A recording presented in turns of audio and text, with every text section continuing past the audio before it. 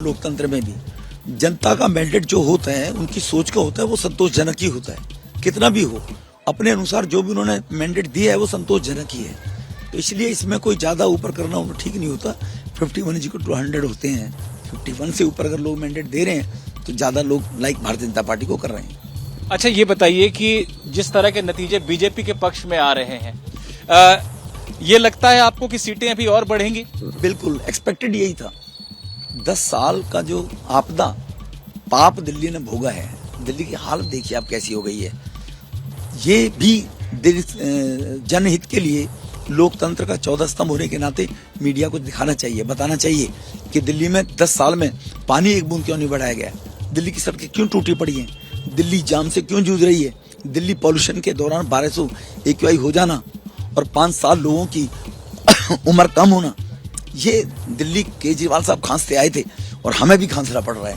ये जीत किसकी है? मोदी जी के चेहरे पर वोट पड़ रहे हैं? बिल्कुल, मोदी जी पर लोगों को विश्वास है कि मोदी जी दिल्ली का भला कर सकते हैं, दिल्ली का विकास कर सकते हैं, देश का विकास मोदी जी ने किया है। मेरा आखिरी सवाल, क्या हम दिल्ली के अगले मुख्यमंत्री से बात कर रहे हैं इस समय? आप भारतीय जनता पार्टी के उस कार्यकर्ता से बात कर रहे हैं जिसको 3 बार MLA पार्टी ने बनाया है, 2 बार सांसद पार्टी ने बनाया है। तो सेवा के लिए काम करते हैं हम और सेवा के लिए काम कर रहे हैं, तो भारतीय जनता पार्टी के कार्यकर्ता से बात कर रहे हैं। तो रमेश बिधूड़ी जो है ये नहीं कहना चाहते हैं कि वो किसी पद के दावेदार हैं। अलग से भी इनसे मेरी बात हुई थी, तब भी इन्होंने यही कहा था कि पार्टी जो कहेगी, जैसा कहेगी, पहले भी मैंने किया है, आगे भी करूंगा। और मोदी जी के चेहरे पर जीत मिली है, ऐसा ये कह रहे हैं। और इनका ये कहना है कि आम आदमी पार्टी से लोग त्रस्त हो गए।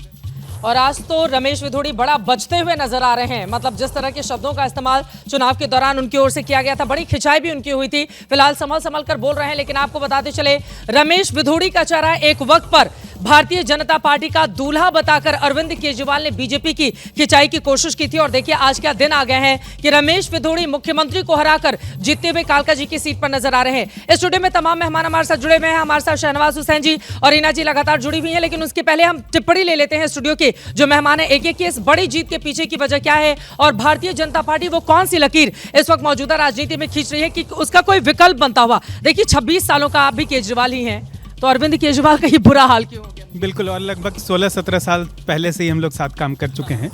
मेरा ये कहना है कि बीजेपी के पास ऐसा कोई बहुत नया कुछ नहीं था, कोई ऐसा जादू नहीं था। ये पूरी तरह से आम आदमी पार्टी की सरकार की और अरविंद केजरीवाल की गलतियां हैं, नाकामियां हैं, जिस पे बीजेपी को जीत दिखाई दे रही है। इस जीत के दिखाई देने में थोड़ा सा बदलाव ये है कि सुबह से एक ट्रेंड तो है कि लगातार बीजेपी काफी बढ़त बनाए हुए, सीट में अभी भी काफी बढ़त है। नहीं, 8:45 पर और 9:10 पर आम आदमी पार्टी बीजेपी के ऊपर आगे हो गई।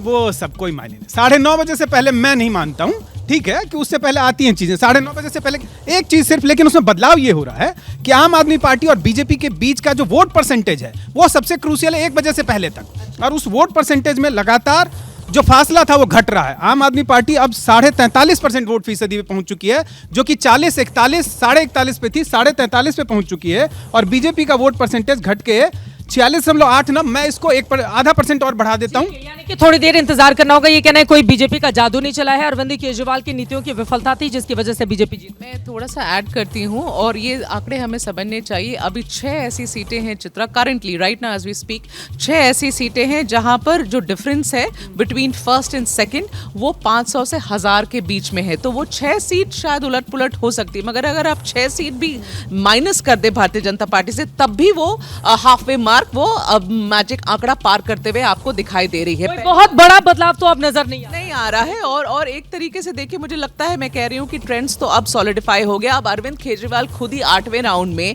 450 वोटों से पीछे चल रहे हैं। तो आप कह रही हैं हार जाएंगे? कहानी मैं नहीं कह रही हूँ, अमित शाह जी कह रहे थे। अमित शाह जी कह रहे थे, पिछले 1 महीने से कह रहे थे, हम पत्रकारों को भी कह रहे थे और वैसे भी कह रहे थे मीडिया में भी कि अरविंद केजरीवाल अपनी सीट हारेगा। बट 8वें राउंड के बाद भी वो कैचअप नहीं कर पा रहे हैं। चित्रा, बड़ी वजह राखी जी क्या आपको नजर आती है? अरविंद केजरीवाल अगर अपनी सीट पर हार रहे हैं, आम आदमी पार्टी का इतना बुरा हश्र हो रहा है, वो भी तब जब हर रोज 12 बजे आकर प्रेस कॉन्फ्रेंस करके और तमाम योजनाओं का उनकी ओर से ऐलान किया गया था, लेकिन कोई भी दांव नहीं चला। मुझे 1 मिनट दीजिएगा इस पर। एक तो कि दिल्ली वालों का जो अपना विवेक और विजडम है वो उन्होंने पूरी तरह से उसका इस्तेमाल इस बार किया है, और मोदी जी का जो संकल्प पत्र है जिसमें सभी सेक्शंस को बहुत मेटिकुलसली उनको एड्रेस किया गया है। विमेन वोटर्स हों, आप देख रही हैं मुस्लिम बहुल इलाकों में भी बीजेपी ने प्रदर्शन ठीक ठाक किया है। तो इन सब सेक्शंस को अगर आप लेकर, सफाई कर्मचारी के लिए कल आपने देखा कि जो कमीशन है सफाई कर्मचारी का उसको एक्सटेंशन, तो इस तरह से सभी तबकों को जो एक दिया गया है। और मैं ये भी कहूँगी कि जो पूरा एक विकसित भारत का विजन है उसको, डेवलपमेंट को जो ब्रॉडर लेवल पर लेकर जाने की बात है।